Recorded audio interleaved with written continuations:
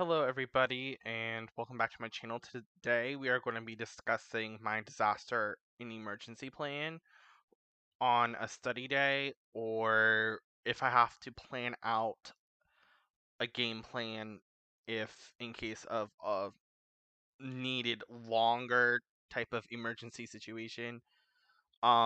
This goes for like natural disasters and power outage. Um, if you want me to do a medical one, please comment down below. But let's get started. Okay, so we have tornado, which obviously if an emergency came up on my phone, I would take cover immediately. And basically, with that being said, I would stop everything I'm doing and take cover immediately and whatnot. And if the tornado does hit and I lose my resources, then resort to accessible ones for the time being. And now a hurricane is different because you can track the storm, right? And so you can track the storm over like 7 to 10 day period in some cases, at least even a couple days. So, with that being said, a couple days gives me time to plan out my language learning schedule, and obviously the day I evac and the day I return, if I choose to evac, I will not study in the days or day of the storm. I will not study while the storm is passing over, just in case I do need to take immediate shelter in my house because of the storm. If I do lose resources, then resort to accessible resources, obviously. If I have to, like, accessible, what I mean by accessible resources, this is what I mean by accessible resources. I'm talking about, like, online resources, apps, my notes, etc. And things that I would take first are books for resources that are not common for me to find, like my Ojibwe book or my Wolof book, for example. And also, I would take dictionaries with me because that's you can still study through a dictionary.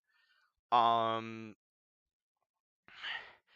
and also, I would put a focus on primary languages that I'm studying, and then going down to the lesser focus or to the more dormant languages at the time, because I would rather have the resources I'm using now and then just buy new ones later if I decide to attempt that language again or dabble with it, than lose my accessible ones, the ones that I'm using at the present moment, and then losing the ones that are more dormant. The exception is for resources that are hard to find, like my Wolof book or my Ojibwe book, for example. And I want to invest in a bin, but if I don't invest in a bin, what I will do is put all of my books on the top shelf that I'm not taking with me, or if I'm sheltering in place, put all of my books on the top shelf and weigh it down with something heavy and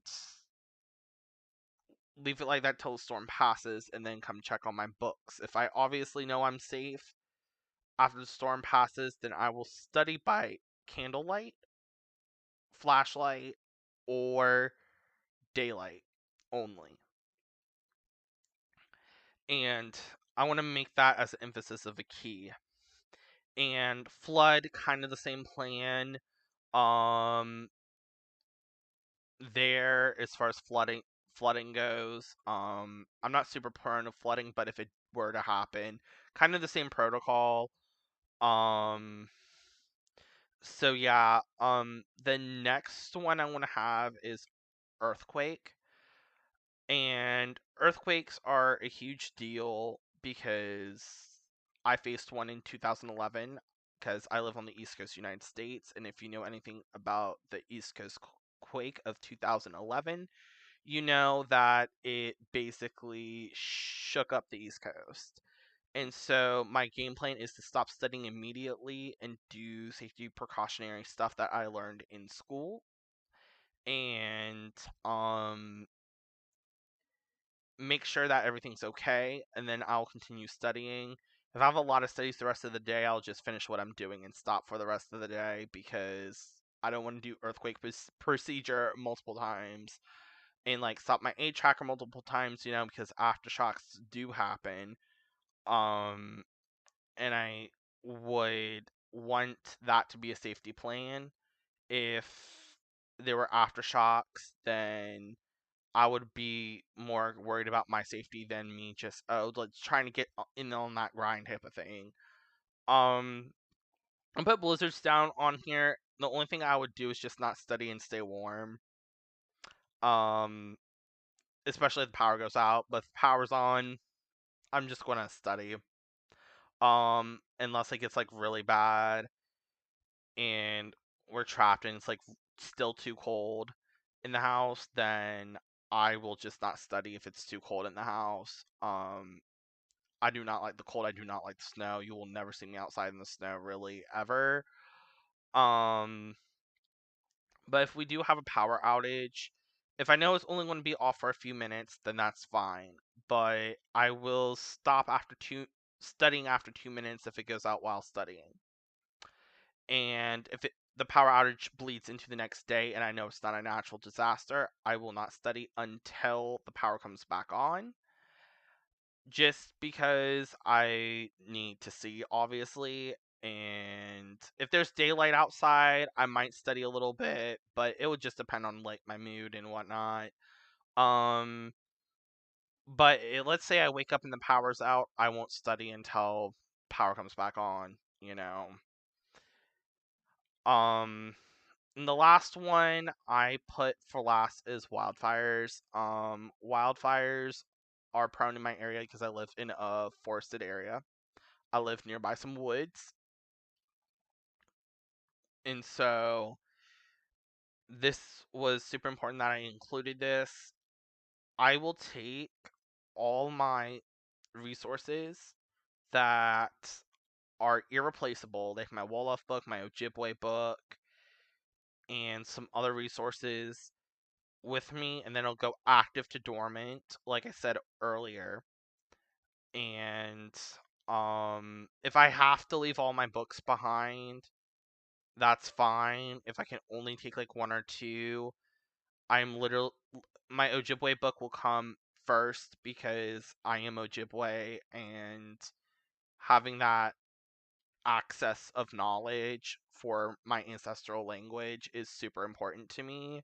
So I will most definitely take my Ojibwe book, and then I would take my Wolof book because that was a quote unquote rare find in an American bookstore, just casually, especially a common bookstore, like a name brand bookstore.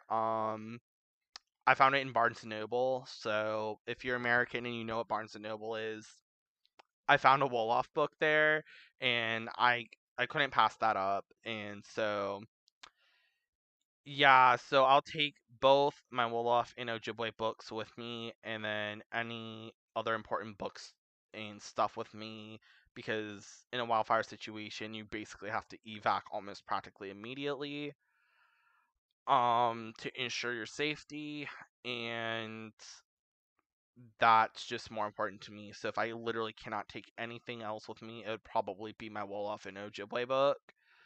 Um, and obviously, like when I return, I will resort to my accessible resource plan, like I mentioned before, like apps and stuff like that. Nothing can really protect books during a wildfire, like nothing unless it's a fireproof bin, quite literally. So, like I'm gonna have to just deal with the situation at hand with that. And so we have now reached the end of the video. If you aren't already following me on Instagram or on Threads, It's at diana.lingual. And if you need to email me about anything, or you want us to email me about just any resource suggestions for like Hebrew, for example, or Wolof, or um maybe some more Spanish resources, etc., you can email me at diana.lingual@gmail.com. And also, will have special announcements coming up soon. So please stay tuned to my Instagram page and stay tuned to YouTube as well, because I have not only a project at hand, but I have multiple. And so I will be letting you know when those drop or will be starting to happen. Um, and yeah, thank you so much for watching my video today. If you have your own disaster plan and you want to share a little bit of that, please comment down below. And if you have any tips and tricks to improve my like emergency plan, please drop them also down below in the comments. Please give a like, comment, and subscribe, and I will see you in the next video. Goodbye, everybody.